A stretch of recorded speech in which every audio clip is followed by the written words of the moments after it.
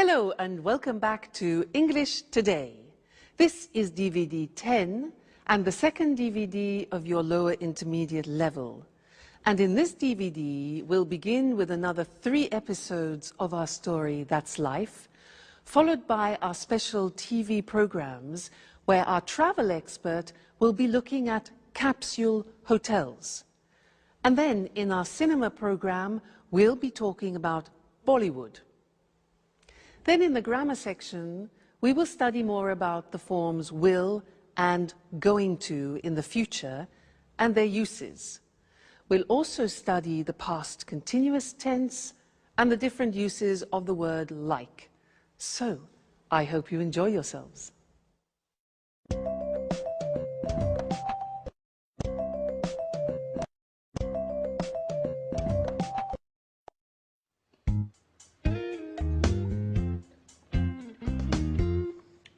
Alice, what are you going to do today? I don't know. Why? Well, I'm going to do some shopping for this evening. Would you like to come along? I'd like to make dinner for Jack's aunt. I also want to invite Sharon and Peter. My lesson is at 3. I don't know what time I'll finish. Well, don't worry. I'm going to do some work before that. I don't think I'll finish before 5. So, what do you say? Okay. But only if you loan me your red hat. Okay, I'll lend you the hat. But be careful. If you lose it, I'll get very angry. Good morning, everyone. Oh, good morning, Mrs. Andreini. What are you talking about? We're deciding what we're going to do today. How are you going to spend your day? I think I'll go for a walk in the city centre. Maybe do a little shopping. Oh, I think it's going to rain. Just look at those clouds. Hi, guys. Hi, Auntie. Morning. I'm on my way out. Jack, aren't you going to have breakfast? Oh, I can't, Auntie. I'm meeting a Japanese client. If I get there late, my boss will have a fit. You can't go on an empty stomach. Oh, don't worry. I'll have something to eat at lunch. Oh, wait, Jack. I'll come with you. So, we'll see each other at 5. Don't forget.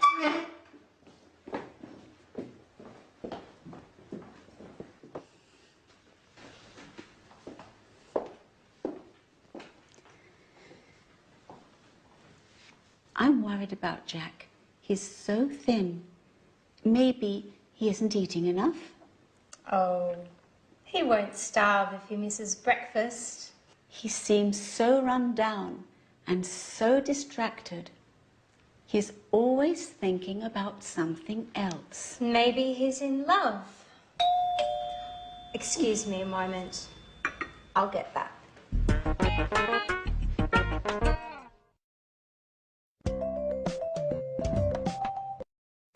Hello and welcome back for another English language lesson on your live program. I want to tell you something else about will. Remember that we learned will for snap decisions, like I'll buy it. Well, now I want to teach you another use of will which is very common for predictions. And I want you to watch this situation which is very typical of the use of will. Okay? Great. Good afternoon, ladies and gentlemen, and here is the weather forecast for the bank holiday weekend. In North Scotland, it will be very cold, with outbreaks of snow in the mountains. Temperatures will remain low as a cold front moves across the region. Now, in the north of England, it will be somewhat wet, as rain will move across the region until late into the night. So if you're planning on going walking, take some waterproof clothes with you. In East Anglia, it will be dry, but generally dull and rather cloudy, unfortunately. However, in South England, it will be a bright, clear day with sunshine, a day for the beach. And in southeast England, in the morning, it will be foggy, but then it will clear in the afternoon and there will be a wonderful warm wind. So, ladies and gentlemen, that is the forecast for your weekend, your holiday weekend, and I hope you enjoy yourselves. If I were you, I would go to South England where the sun is shining. Goodbye. Okay, now there I was telling you the weather forecast, and that is a typical example of when we use will. Let's look at the board.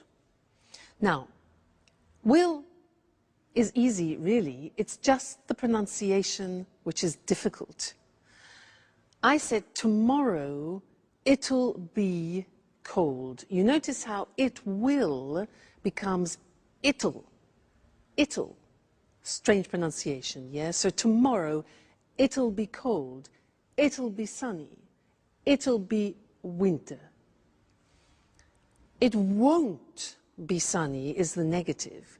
Won't, remember the difference between will not, won't, and want, won't, want. So be careful with that pronunciation. So it'll be sunny and it won't be sunny, you could say, okay?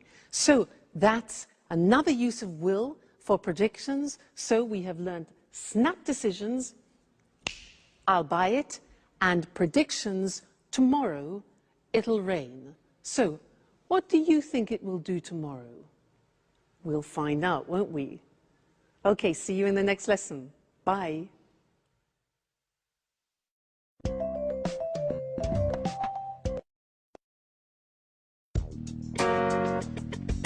Sharon, this is Jack's Aunt Carolina.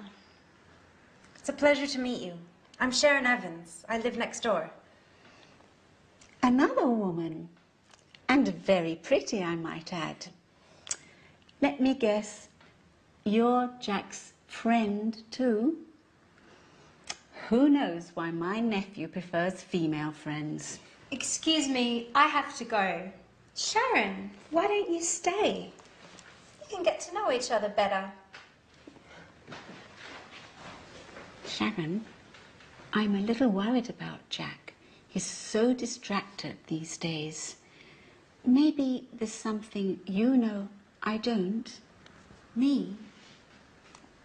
I don't know anything, really. It's strange. I know his work is going very well. Maybe there's a woman in the picture? Listen, I'm very sorry. As I told you, I don't know anything about it. Now, I really must get going. Okay. What's the matter, Sharon? You look a little upset. I'm fine. Just a little tired, that's all. Listen, Sharon, you seem like such a nice girl. May I ask you a favor? Certainly. Go right ahead. You know I'm going to leave in a few days. When I leave, will you take care of Jack? It would make me feel so much better. Oh, well, I don't know. I don't know if I can do that. And why not? I'm not really the right person. And I'm also engaged to Peter. We live together. Engaged. That's strange. Why do you say that? Because love is joyful, my girl. And you seem, well, you seem so unhappy.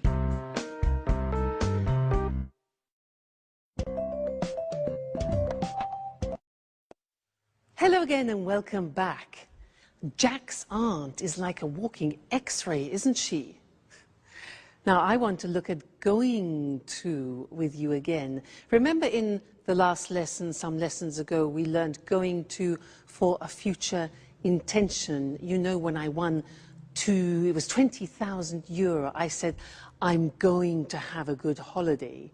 Well, I want to look at another use of going to now, which is for inevitable results. Let me give you an example.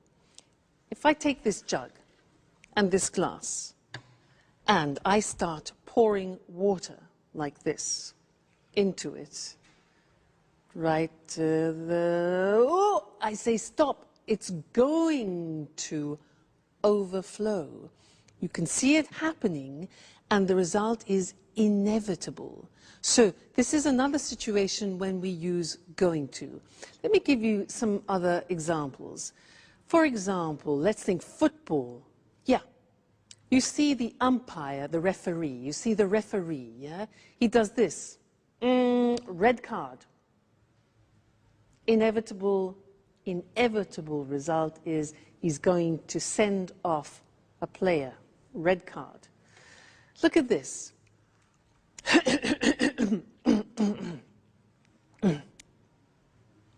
I'm going to make a speech. I'm clearing my throat. I'm preparing myself. The inevitable result is I'm going to make a speech. Okay, now this. My God, it's 4 o'clock. My train is at 4:15, and it takes me 20 minutes to get there by taxi. Oh no! Inevitable result. I'm going to miss my train. All right. One more example. Watch me.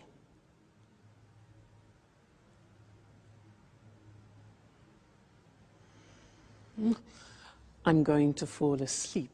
That's the inevitable reaction, okay? So I want to look at those with you on the screen now. Let's have a look. So before we said that we use going to for future intentions, so let's remind ourselves of that. So I'm going to learn Portuguese, for example, or he's going to make a speech. These are intentions, okay? Be careful, you're going to drop those plates. Okay, so when it's an intention, you often think about the plan, you've planned it before. Remember that? I'm going to go on holiday, I'm going to buy some beautiful plates. It's all planned and programmed. But going to, in this situation I showed you, is for something you see is about to happen. So, I look at my clock. I'm going to miss my train. The referee's going to send him off the football pitch, for example. Be careful. You're going to lose the match in the football situation, for example. Okay? So these are all things that are going to happen. You see them, and it's inevitable. So you need to decide between the two situations, all right? Whether it's an intention or whether it's a predictable action or result. Now, an intention for you is you are going to be very good at English, okay? That's a future intention. Good. So that's going to, and I'll see you again in the next lesson. Bye.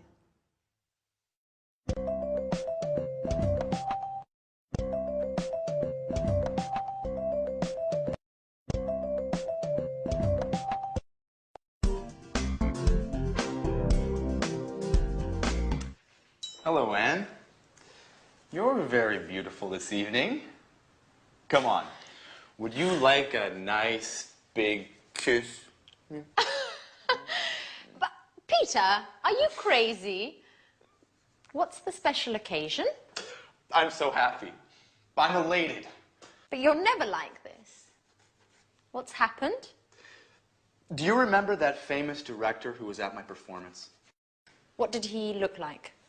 You know, that tall, well-dressed man, about 50 years old. He looked like Clark Gable. Oh, yes. Now I remember. Well, he said he wanted to direct a musical in Japan. Yes? And? But so what? And he said he wanted me to do an audition.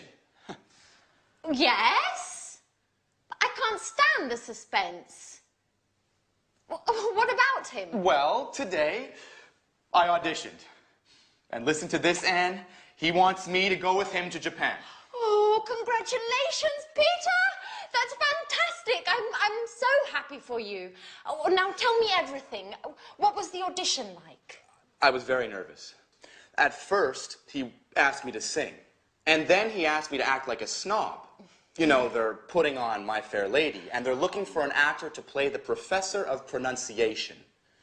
Remember, this professor transforms a simple flower girl into a high society star. Oh, wow! A leading role!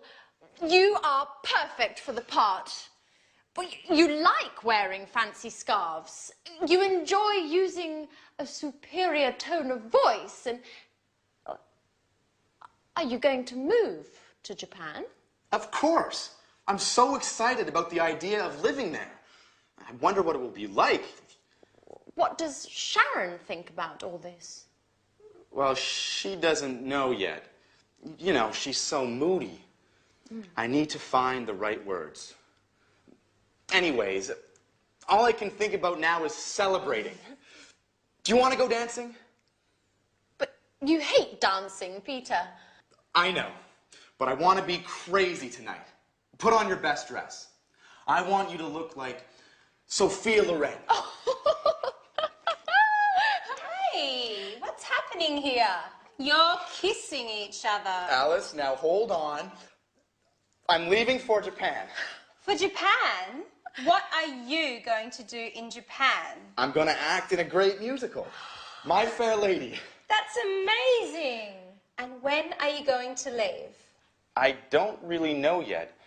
I think we're going to leave in 2 or 3 weeks, at the most. And what does Sharon think about this? Sharon? Sharon? All you want to know about is Sharon. I imagine she'll be very pleased to come with me. At any rate, it's time to party. We're going dancing. Would you like to join us? Dancing?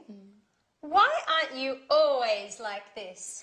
Going to Japan is making you much more fun.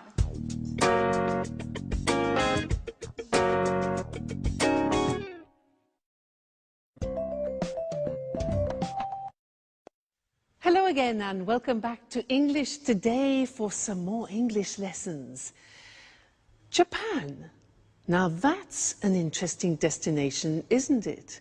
Have you ever been there? No, neither have I. I'd love to go. Now, in this lesson, I'd like to do some revision about the simple past, irregular verbs. And I want to do a type of quiz with you. It's very simple, just to see if you can remember the irregular verbs, okay? I will say something, a phrase, in the positive form, in the past. Let me give you an example. I said that yesterday. Now, you have to find the infinitive of the past tense and formulate the question. So, I said that yesterday. What's the question? What? Remember, yeah, the auxiliary for the simple past is did. What did I? Now, said is the past tense of what? Say. Exactly. So, what did I say yesterday? All right, that's the quiz. I say the positive form, you make the question form. All right, let's start. Okay. I sold it yesterday. I sold it yesterday. When? Sold. When did I sell it? Okay, sell, sold. Next one. I met him on Monday. I met him on Monday. Met. So when? Yeah, okay. When did I meet him? When did I meet him? Very good. Next one. I came by train. I came by train. How? Came. Did I come? All right. How did I come? Very good. Next one. I had a problem. I had a problem. Be careful. I had a problem. What problem did you have? Remember, have always takes the auxiliary in the past tense and in the present tense. So, what problem did you have? Great. Next one. I bought it in England. I bought it in England. Where did you buy? Very good. Where did you buy it? Great. Next one. I found it on the bus. I found it on the bus. Where did you find? Found. Where did you find it? Good. Next. I thought it was good. I thought it was good. What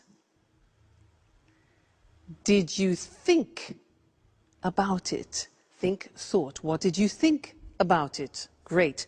Next one. He was at home. He was at home. Where? Be careful. Was. The verb to be, remember? An exception. Where did he be? No, you can't use the auxiliary with the verb to be, so he was at home. Where was he? Okay, so don't forget that. The verb to be is an exception, doesn't use auxiliaries. Right, next one. I flew by British Airways. Flew. How did you fly? Okay. I saw the film yesterday. I saw, S-A-W, the film yesterday. When? Did you see the film? Okay, great, we're getting good. I drank some wine. I drank some wine. What did you drink? And the last one, I took an aspirin. Took, T-O-O-K. I took an aspirin. What did you take? Fabulous. Let's go and look at those on the board now quickly, just to remind you also of the spelling, all right? So, I said that yesterday. What did you say? Said, infinitive, say. I sold it yesterday. When did you sell it? I met him on Monday. When did you meet him? I came by train.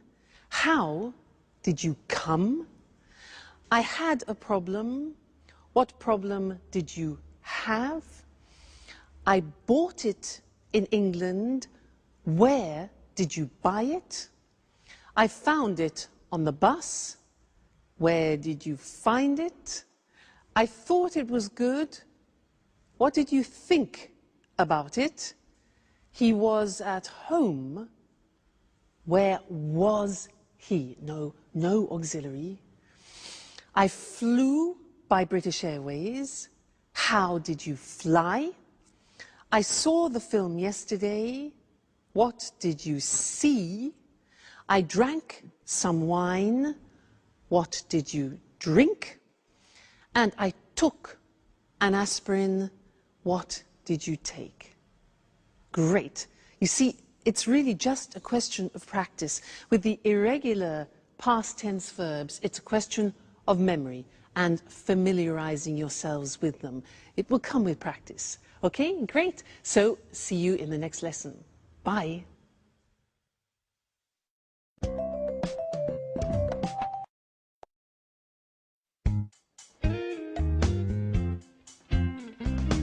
Hi, everybody.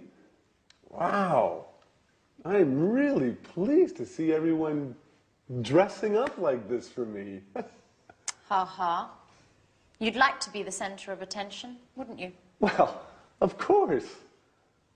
And that color really suits you. And Alice, made up like that, you look much older. What's happening anyway? Why are you all so elegant? Did I forget something? No, Jack. We're going out to celebrate with Peter. He's going to play a role in a musical. And he's moving to Japan. To Japan? What does Sharon think about all this? She doesn't know. Anyway, according to Peter, she'll be ecstatic about the idea of moving to Japan. Moving to Japan? What does Sharon have to do with Peter's musical anyway? Well, you know how it is, Jack. When two people are together, they make changes together. And anyway, why do you care if Peter and Sharon move to Japan? Oh, I don't care. But I really don't think that Sharon is going to be happy about moving to Japan. That's what you think. Well, of course, I could be wrong. In any case, it's useless to make guesses. Hey, Jack, do you want to come with us? Not really. Tell Peter I'm sorry, but I don't really feel like celebrating tonight. Well, you don't know what you're missing. Sayonara, Jack.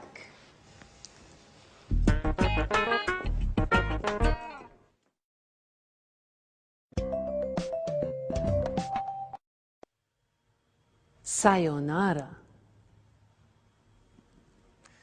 Do you know what that is in English?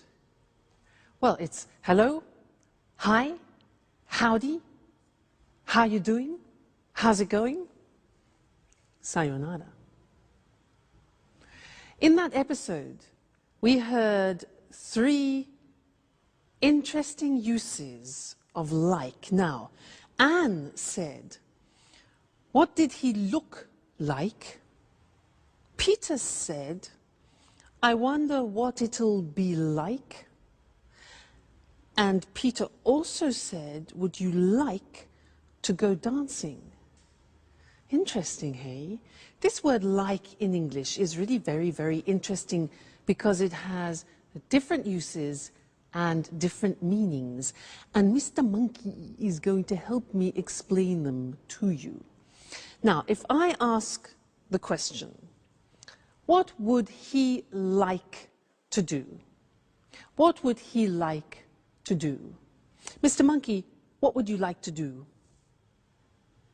Mr. Monkey, you know what he said? He said he would like to find a Mrs. Monkey. Well, that's natural. What does it express? What would he like to do? Would like expresses desires, wishes, and wants. So that's one form. What would he like to do? What is his desire? Would like with the conditional form. That's one. Next one. If I ask what does he like in the present tense, what does he like? Well, I know he likes jumping around trees and eating nuts. What do you like? That's a question about your general likes, the things that you like doing on a regular basis. For example, I like singing. He likes eating nuts. What do you like doing? Do you like going to the cinema, going to the theater? So those are general likes, all right? Number 2. Number 3, I say, what does he look like? The answer to that question is, well, he's got blonde hair, he's got a squashy nose, and he's got short legs. Sorry, Mr. Monkey. Now, what does he look like? We use when we're talking about somebody's physical appearance. What does he look like? What does my boyfriend look like? Well, he's not too tall, actually. He's good looking, he's dark, he's handsome. All right, look like is therefore physical appearance. And the last one is if I say, what is he like? The verb to be with like, what is he like? Well, the answer with Mr. Monkey is he's kind, he's loving, he's generous, he's just gorgeous. So what is he like is the general impression about something. So that's 4 different uses of like. Very, very interesting. Let's look at them together on the board to help you. So the first thing we said was talking about a specific request about something you desire or something you want, okay? So what would he like to do? So would like. The answer could be, in his case, he'd like to have a long holiday in the sun. Yeah, and wouldn't you? All right. The next question was, what does he like? And this is for general likes, hobbies, for example. And the answer could be, well, he likes going to the theater and the cinema. He likes playing with other female monkeys. Okay. So, next question was, what does he look like? Now that's for physical appearance, remember? What does he look like? He's dark, he's handsome, that's my boyfriend. He's short and blonde, that's Mr. Monkey. And then the last one is, what is he like? The verb to be with like at the end for general personality and character. So what's he like? Well, he's easygoing, he's very generous, he's friendly, etc. I want to draw your attention to one more question in English, which is often confused by people who speak other languages. The question, how is he, means only one thing in English. How is he, like how are you, is asking about somebody's general state of health, about how they're feeling. So, how are you? I'm fine, thanks. How is he is not about his appearance or his character, but about how he feels. How is he? He's fine. Or, well, he's a bit tired. He's a bit stressed. Okay? So, very, very interesting word, that like. And listen out for it, for the different uses, because you'll find it very useful. Won't they, Mr. Monkey? Yeah. See you soon. Bye.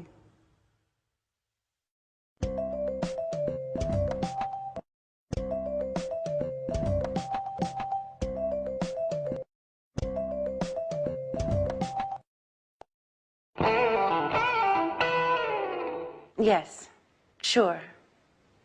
Okay, 4 o'clock is fine. I'll see you later. Bye. Who are you speaking to, Sharon? To the museum I sent my CV to. I'm going to have an interview this afternoon. Ah, great. But I really don't understand why you're in such a rush to find a job. You know very well I don't enjoy being a tour guide. Now, let's get back to us. Where were you last night? You didn't get home until 3 in the morning. I was out with Anne and Alice. Listen, Sharon, I have to tell you something very important. What's the matter, Peter? Is something wrong? Well, not really wrong, but yesterday, remember when I was waiting for you outside the gym? You saw that director, didn't you? The one who wants to put on a musical in Japan? Yes, that's the one. Well, he asked me to audition. And? Well, we had a meeting, and the audition went very well. It's a shame you weren't there. I was fantastic. Let me tell you what happened. Firstly, when I arrived, they were rehearsing the first scene of My Fair Lady. A girl was selling flowers in the street, and people were passing by without noticing her. Two men were watching the scene, laughing all the while. Then I sat down because I didn't want to interrupt anything. After that, all of a sudden, the director noticed me. He called out to me and asked me to play one of the roles. And here comes the best part. Finally, while I was singing, he interrupted me and he shouted, "Great, my boy! The part is yours." Can you believe it, Sharon? I got the leading part. I'm really happy for you, Peter. You should be happy for both of us. Why is that? Because we're going to leave for Japan in 2 or 3 weeks at the most. You'll come with me, won't you, Sharon? Japan? But how? This is such a surprise. I don't know, Peter. I certainly wasn't expecting this. What's the problem? A change will do us both good. What's keeping you here? You don't seem happy with your work. That's true. I wanted to change, but I certainly wasn't expecting this. This is so sudden. I'm completely confused.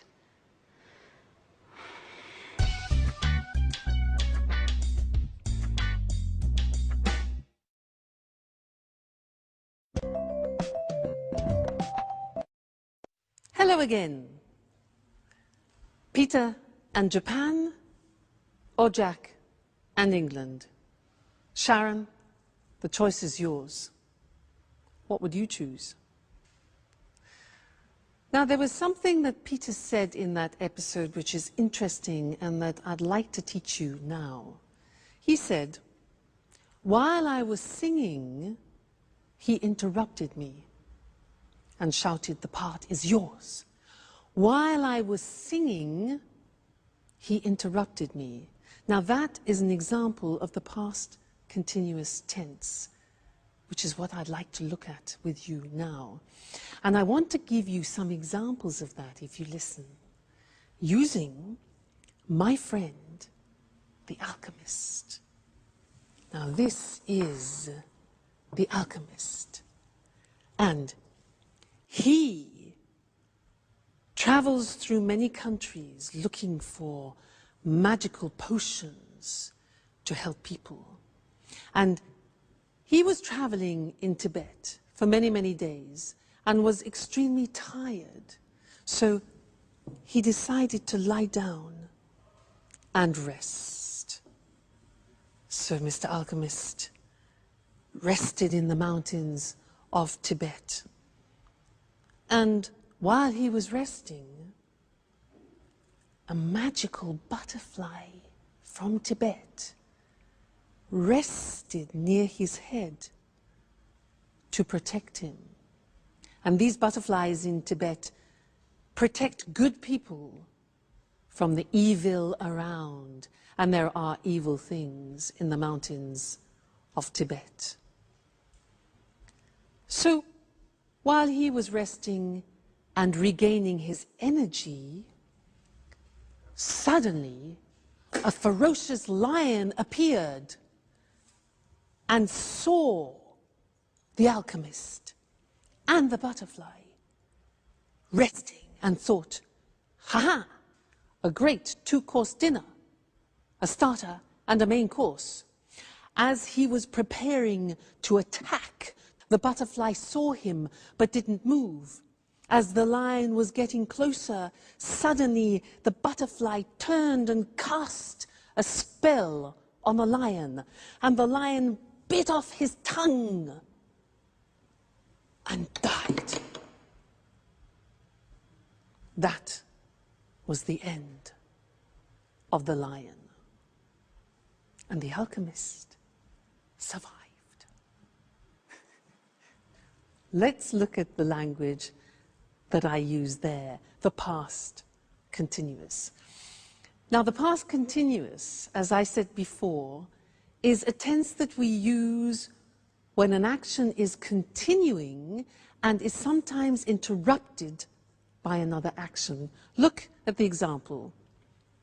He was sleeping when the lion attacked.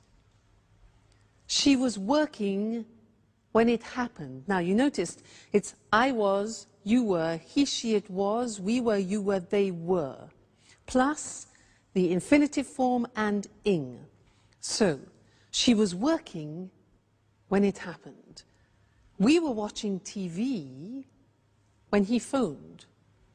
They were relaxing when the lights went off.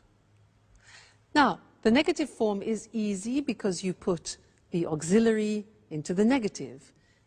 I wasn't concentrating when I dropped it. You weren't listening when the teacher explained it. You weren't. Check the pronunciation there. It wasn't working when I switched it on. The question form, you take the auxiliary and the subject form. What were you doing when he phoned? What were you doing? Where were you going when the news arrived? And who were they talking to when I saw them? Who were they talking to when I saw them? All right, so past continuous tense in order to describe actions which are continuing and can sometimes be interrupted. Or, for example, as I was telling the story, you were listening to me and learning the past continuous. Okay? Great, so that's the past continuous. Come back to the next lesson for some more new language. Bye.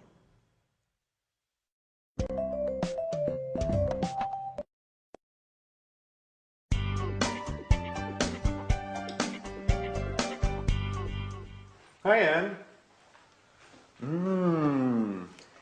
What's that smell? What are you cooking? I'm cooking roast beef. Wow, I'm starving. You know, my sweet Anne, I was thinking about you today, about how you take care of Alice and me. You were fantastic. It's something I've been wanting to tell you for a long time. Come on, Jack. Stop it. Stop making fun of me. Oh, but it's true, Anne.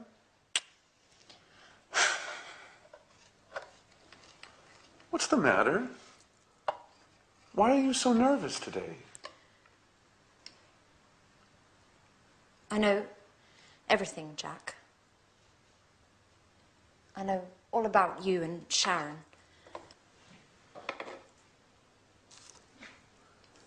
And what is it exactly that you know? That you had a relationship many years ago, and that maybe you are still in love with her. And how did you find this out?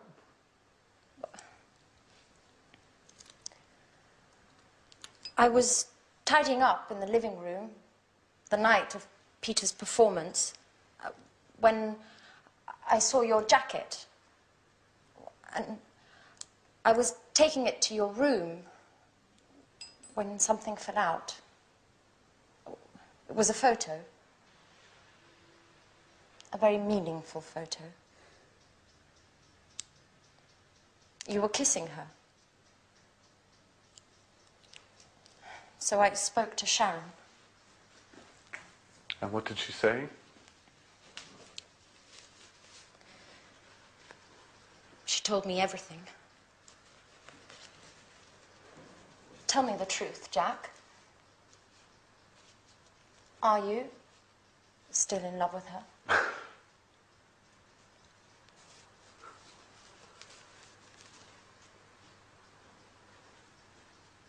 Well,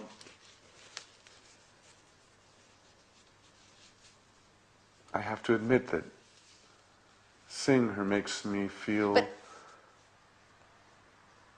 well, what about me, Jack? I thought there was something special between us. And there is, Anne. I care very much about you. But...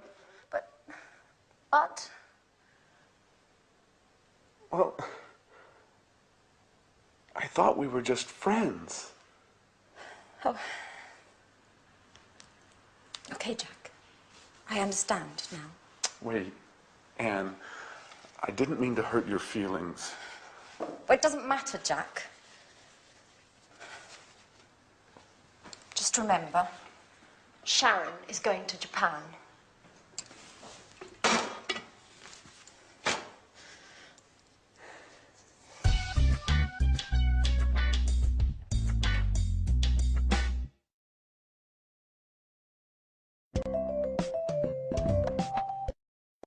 Hello again and welcome back for some more English. In that last episode, there were some interesting sentences.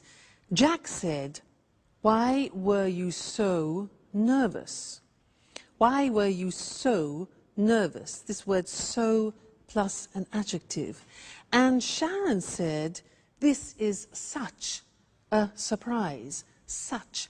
Those are the words I want to look at with you now. So and such. Now, I want to illustrate them by telling you something about a holiday that I went on. Listen to how I use them. Now, in front of me, I have some objects which I found when I went to Tibet. I had a fantastic holiday in Tibet. It was so interesting. And we visited the monasteries there, which was so huge and so beautiful. And inside the monasteries, we met some monks. Now, there aren't actually many monks left in the monasteries anymore, but they were very interesting and so special. And we saw this instrument. This here is an instrument. And look, if you can open it, it's so strange. Look at this.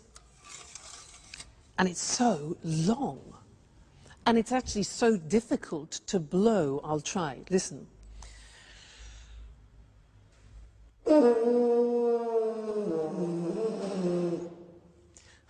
Well, when they played it in Tibet, it was much easier. Anyway, so interesting, this. So they have these instruments. And the monks wear these hats, look. Look. Oh, so strange, hey? Look at them. Very strange. So, or very interesting. And in Tibet, obviously, the temperatures are low, and the Tibetans have a special type of milk. And this is a container where they keep the milk. And the milk is yak milk. It comes from these unusual cows with long hair and horns that make this milk, yak milk, which is so unpleasant if you're not used to it. But anyway, it was such an interesting trip that I really recommend you should go and visit Tibet. Now, as I was describing Tibet to you, I was using both so and such. Let me show you how that works. So is usually followed by an adjective. The example is, Tibet is so interesting. Interesting is an adjective. So interesting, and it gives the impression of being very, extremely interesting, okay? We were so impressed by Tibet. So plus adjective. These instruments are so difficult to play, okay? They're so difficult to play. The monasteries are so huge, and it was so cheap. In fact, the holiday was so cheap. All right, so followed by an adjective. Now, such. I said it was such an interesting trip. Now, look at that. It was such is then followed by the noun, And if you have an adjective describing a noun, that goes before. So look, it was such an interesting trip. Okay, not easy. It was not a such interesting, but such an interesting trip. Another example, it was such a different experience. So such goes before the noun and its adjective. In the plural, look at what happens. They sang with such deep voices. Yeah, in fact, in Tibet, the monks, they sing in their boots. They sing, incredible sound. You notice in this example, we take out a or an, which is the indefinite article, and it becomes they sang with such deep voices. They wore such strange hats. All right? So and such. So we use with adjectives, such we use with the noun and its adjective. All right? So Tibet is so interesting. I recommend you go there for a trip. Okay. Great. Well, I look forward to seeing you in the next lesson for more English. Take care and keep practicing. Bye.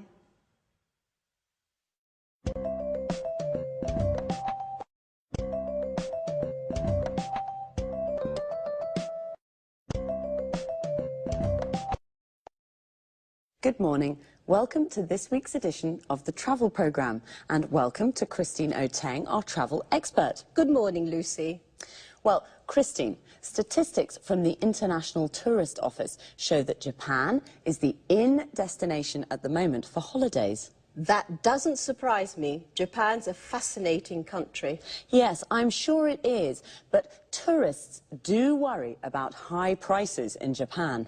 It's true, Japan can be expensive, but there are ways to save money. Visitors can save on accommodation, for example.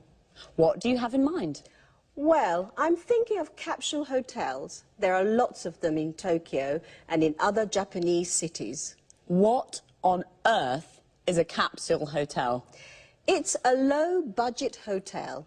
It doesn't have bedrooms. Instead, it has capsules. You sleep in a capsule. This is a plastic box, 2 meters long, 1 meter wide and 1 meter high. Incredible. It sounds like a coffin. Yes, but they're more comfortable than a coffin. There's everything you need. A bed, a control panel for the light and heating or air conditioning, a small TV near your feet, a radio and an alarm clock. Don't tell me there's a shower too. Yes, there is a shower, but not in the capsule though. You share showers and toilet facilities with other guests. And how much does it cost? About €25 a night. Capsule hotels are really for office workers who miss their trains home at night, but tourists can sleep there too. Amazing. And only €25. Do you think that an idea like that could work in Europe? Absolutely. In fact, there's at least one capsule hotel already in London. Does it have capsules too? No, it doesn't. There are traditional rooms, but they're very small. They're about 7 square meters. Many of them don't have a window, and there isn't a wardrobe, just 2 coat hangers. You need to pay extra to watch TV and to have your room cleaned. But there is a double bed and an ensuite bathroom with a shower, toilet and wash basin. And how much does it cost in London? A room costs about €40 a night. But if there's a lot of demand, the room can cost more. You see, the hotel uses the concept of low-cost flights. And the earlier you book, the cheaper it is. So, if you book at the last minute, you pay more. That's it. Well, there are some interesting travel ideas there. If you're looking for a cheap place to stay in central London, you could try a capsule hotel. But remember to book early. On the other hand, if you're visiting Tokyo, why not spend a night in one of those capsules? It'll certainly be an unusual experience, and you'll save some money too. Thanks, Christine. It's a pleasure. Goodbye. And goodbye to all our travellers. See you next week.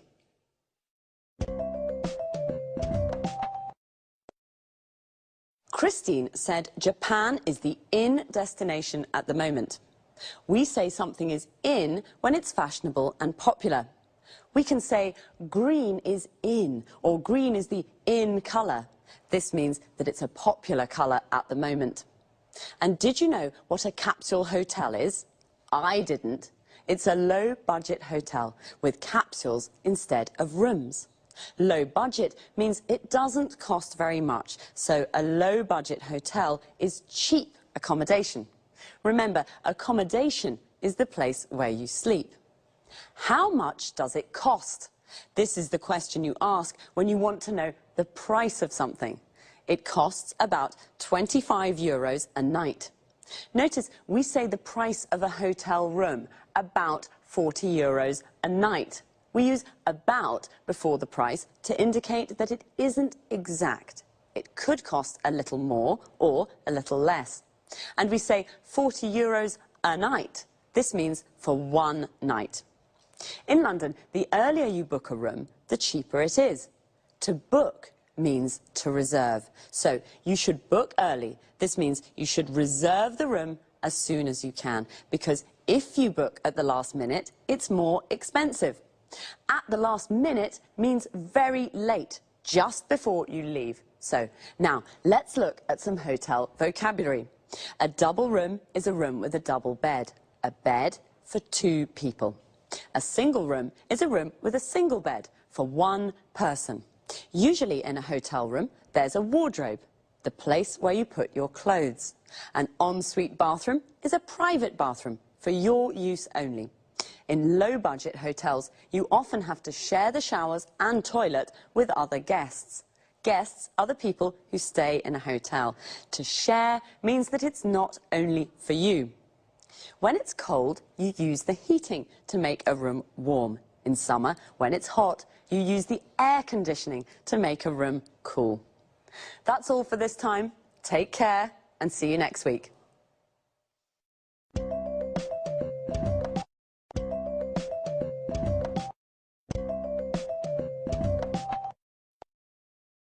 Good morning and welcome to this week's edition of Talk Cinema.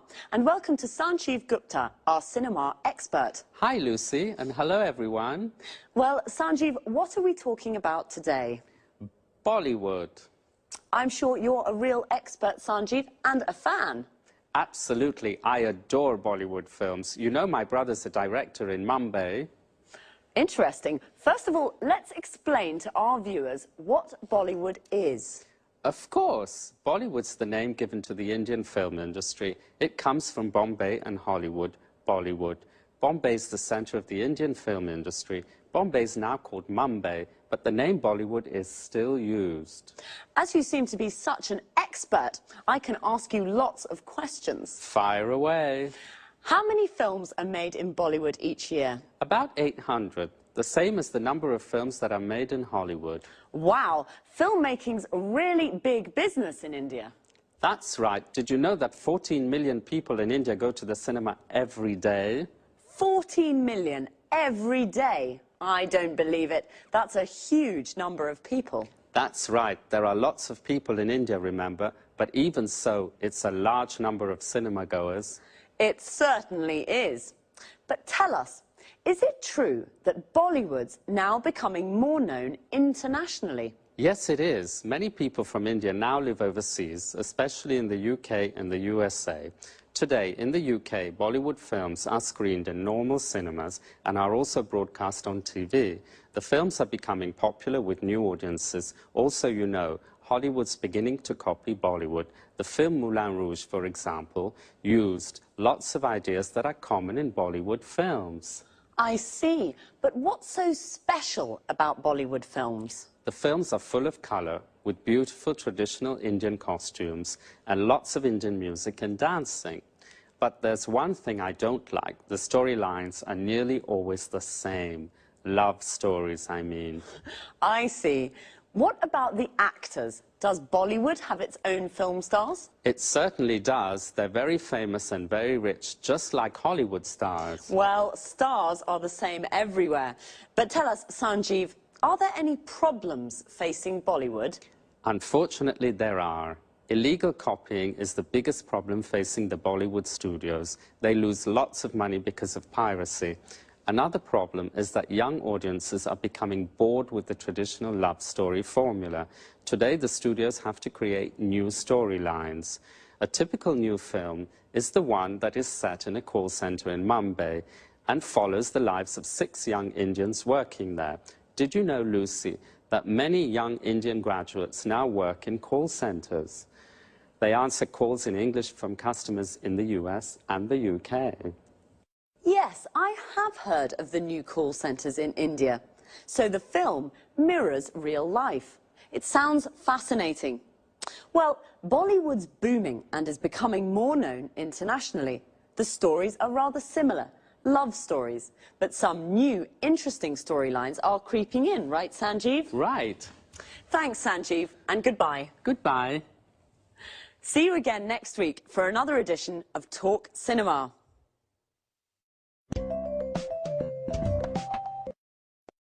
So, Bollywood is booming. We say something is booming when it is growing quickly and becoming successful. Bollywood is the name of India's film industry. The film industry is everything connected with making films. The music industry is everything connected with making music. Sanjeev said that Indian films are screened in cinemas in the UK and broadcast on TV. We say that a film is screened in a cinema, which means it is shown there, and a film is broadcast on TV means it is shown on TV. Well, I didn't know there were so many cinema goers in India. A cinema goer is a person who goes to the cinema to watch films. Are you a cinema goer? Do you like love stories? A love story is a story about love. Most Indian films are love stories. In fact, the storylines are nearly all the same. A storyline is how a story develops. So the storyline of a film is what happens in the film. The audience is all the people in the cinema watching a film. In a theatre, the audience is the people watching a play. Young audiences in India are bored with love stories. This is a problem Sanjeev mentioned. He also said illegal copying and piracy are problems. Illegal copying is when somebody copies a film without permission. It is illegal. And piracy is when people sell the illegal copies. Bollywood studios lose money because of illegal copying and piracy. It's a problem for film and music industries all over the world. Do you remember the expression Sanjeev used when I told him I had lots of questions for him? He said, "Fire away." This is an informal way of saying, ask me those questions. Bye for now. See you next week.